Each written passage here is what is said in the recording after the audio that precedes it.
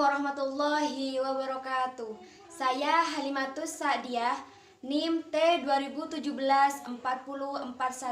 Di sini saya akan mempresentasikan tentang api unggun sebagai alat pendidikan. Apa sih api unggun itu?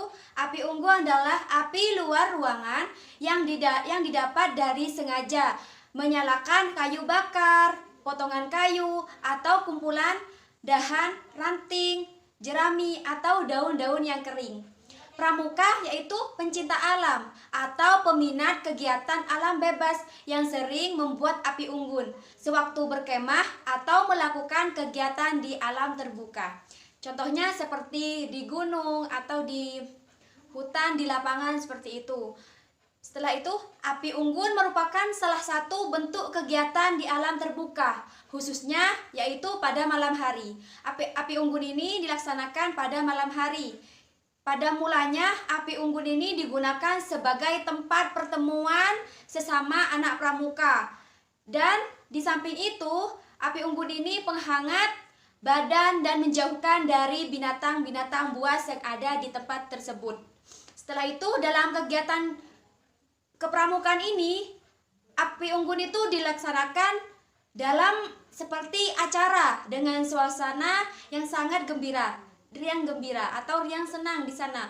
Jadi adanya api unggun ini membuat anak pramuka itu lebih senang, dan seperti itu. Tujuan diselenggarakan api unggun adalah untuk mendidik dan menumbuhkan keberanian anak pramuka dan menumbuhkan kepercayaan diri sendiri melalui cara berpentas. Jadi pada waktu api unggun ini biasanya di sana ada berpentas seperti bernyanyi atau dan lain-lain, atau seperti bernyanyi dan lagu-lagu bareng-bareng seperti itu.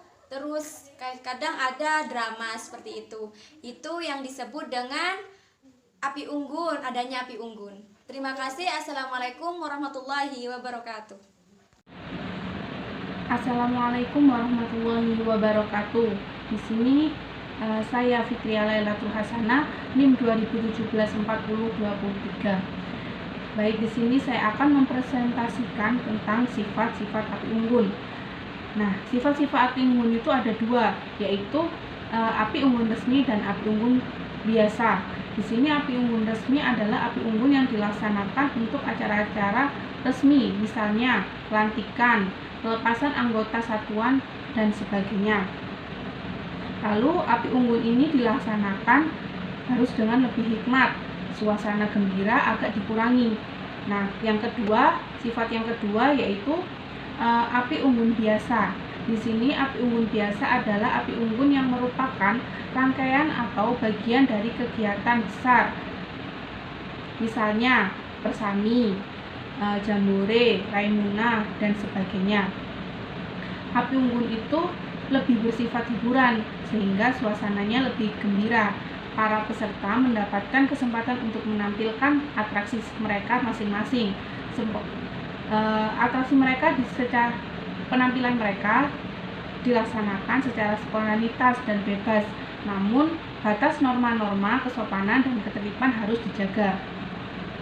Jadi untuk api unggun resmi itu dilaksanakan dengan suasana yang hikmat dan serius, tanpa suasana kegembiraan agak dikurangi. Sedangkan di api unggun biasa kita bisa menampilkan atraksi-atraksi, menampilkan kelebihan kita, menampilkan musik dan lain sebagainya. Mungkin cukup sekian penjelasan dari saya. Terima kasih. Wassalamualaikum warahmatullahi wabarakatuh. Di sini saya akan menjelaskan tentang latar belakang pelaksanaan api unggun.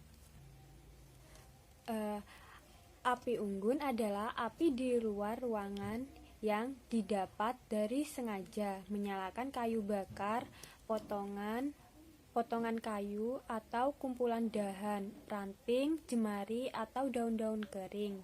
Pramuka, pecinta alam, atau peminat kegiatan alam bebas sering membuat api unggun sewaktu berkemah atau melakukan kegiatan di alam terbuka. Api unggun dinyalakan dengan maksud untuk menjaga diri dari binatang buas, menghangatkan diri, isyarat keadaan bahaya, atau sebagai perapian untuk memasak makanan. Sewaktu berkemah, orang sering berkumpul di sekitar api unggun untuk bernyanyi, menari, atau bermain kembang api. Bahan makanan seperti ubi jalar, singkong, atau jagung bisa dimasak dengan cara dibakar dengan api unggun. Makanan juga bisa ditusuk dengan ranting kayu atau tongkat besi sebelum dipanggang. Alat masak seperti panci dan wajan juga bisa digunakan di atas perapian dan bantuan penumpu dari batu atau kayu. Potongan kayu atau ranting disusun ke atas dengan memberi ruang di antara susunan kayu agar api cukup mendapatkan oksigen dan api unggun bisa menyala hingga kayu habis. Angin kencang, kabut, kondisi kayu yang basah, udara yang sangat lembab, dan lokasi yang tipis. Oksigen merupakan penyebab api unggun sulit menyala. Berikut adalah latar belakang pelaksanaan api unggun. Yang pertama, tempat diselenggarakannya api unggun adalah di medan terbuka, berupa lapangan yang cukup luas, tanahnya kering dengan permukaannya rata. Yang kedua, bila api unggun dilaksanakan di lapangan bertumpu yang tumbuh dengan baik, maka pada tempat yang direncanakan rumputnya dipindahkan terlebih dahulu untuk kemudian ditanam kembali sesudah api unggun selesai. Yang ketiga, setelah kegiatan api unggun selesai, harus bersih seperti semula. Lapangannya harus bersih seperti semula, tidak boleh ada kotoran atau sampah-sampah. Yang keempat atau terakhir, tidak merusak lingkungan. Nama saya Eka Wahyu Mardiana, NIM T 2017 4014. Di sini saya akan menjelaskan bentuk-bentuk api unggun dari kelompok 8 kepramukaan. Jadi bentuk-bentuk api unggun itu ada 5.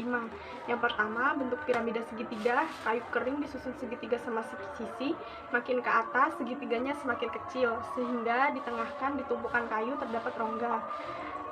Di rongga tersebut ditaruh bahan yang mudah dibakar, misalnya jerami, sekam yang sudah disiram minyak tanah, dan sebagainya. Yang kedua adalah bentuk piramida bujur sangkar.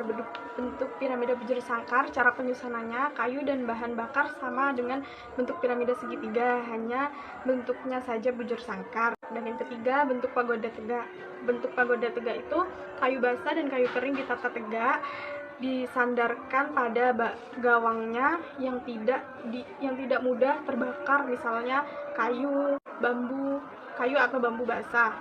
Di dalam rongga ditaruh bahan bakar yang mudah terbakar. Bentuk ini yang paling sering dipakai di pramuka. Yang keempat, bentuk pagoda roboh. Bentuk pagoda roboh itu kayu kering ditetapkan di tanah, ujung-ujungnya bertemu di tengah, sehingga pangkalnya di luar membentuk lingkaran. Agar ujungnya cepat terbakar, ditempatkan di pertemuan tersebut dapat dibuat lubang dan diberi bahan bakar yang mudah terbakar. Yang kelima, bentuk kursi.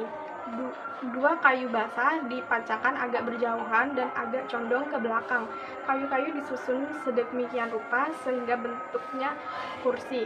Bentuk ini digunakan apabila angin tertiup agak kencang dan satu arah. Mungkin hanya itu yang bisa saya sampaikan hasil diskusi dari kelompok saya tentang bentuk-bentuk api unggun. Jika kurang jelas bisa melihat di makalah atau di PDF yang sudah dikirim melalui WhatsApp group. Sekian dari saya. Wassalamualaikum warahmatullahi wabarakatuh. Yang selanjutnya, nilai-nilai pendidikan dari api unggun. Yang pertama, mempererat tali persaudaraan. Yang kedua, memupuk kerja sama antar tim. Yang ketiga, menambah rasa keberanian dan kepercayaan diri.